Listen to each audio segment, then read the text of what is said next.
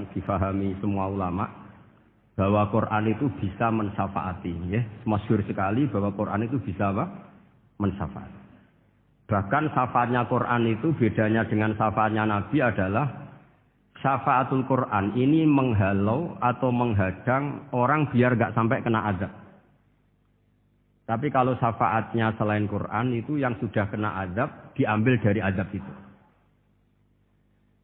Nah, dalu niki kula kepengin matur teng jenengan sedanten karena niki lami sekali saya kaji bahwa malaikat, nggih malaikat sinten mawon, itu juga kena konstitusi aturan fikih.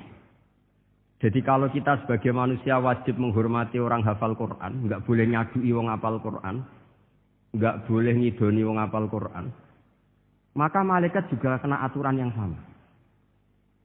Karena dia, malaikat ini termasuk makhluk yang mukallaf, makhluk yang kena tatanan Allah Subhanahu wa taala.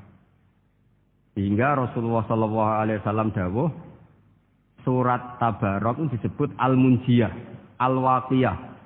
Surat yang bisa menyelamatkan yang hafal dari siksa kubur.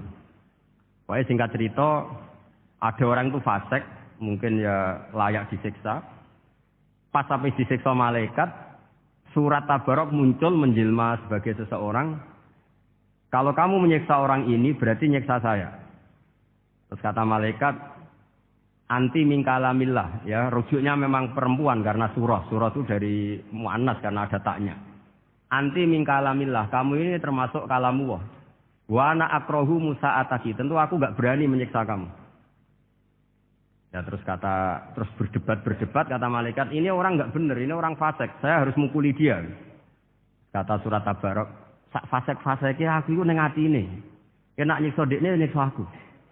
Wahnya debat karena enggak ada mahkamah konstitusi.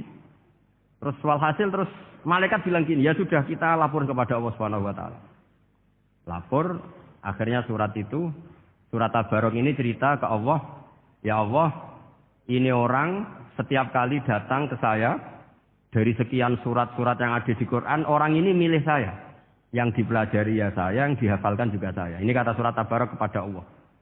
Jika orang ini hafal saya tidak ngefek ke dia untuk tidak disiksa, maka mendingan saya tidak termasuk kitabika, saya tidak termasuk Quran saja. Wong dadi Quran ora iso nyafaati.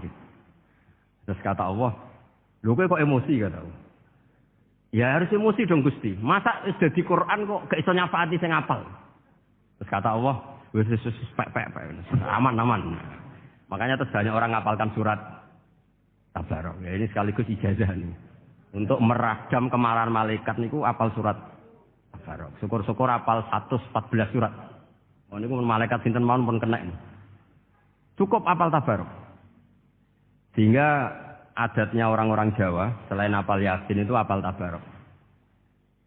Nah saya itu lama sekali mempelajari bab ini. Ternyata di antara pokoknya itu satu. Karena malaikat itu kena aturan fikih. Nggih imut nggih, malaikat itu juga kena aturan fikih.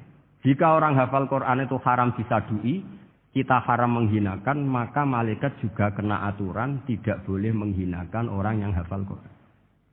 Dan alhamdulillah di banyak suratul hadis, hafal Quran itu maknanya tidak harus hafal semuanya. Orang boleh hanya hafal Tabarok, boleh hanya hafal Waqiah. Itu kalau kamu hafal betul, surat ini juga bisa berdiri sendiri mensyafaati Anda. Kayak ini surat Tabarok, beliau matur kepada Allah Subhanahu wa taala. Redaksinya gini, inna fulanan amida ilayya min baini kitabika. Fata'allamani wa ta'alani. Jadi dari sekian surat yang ada di Quran, orang ini selalu milih saya ya Allah.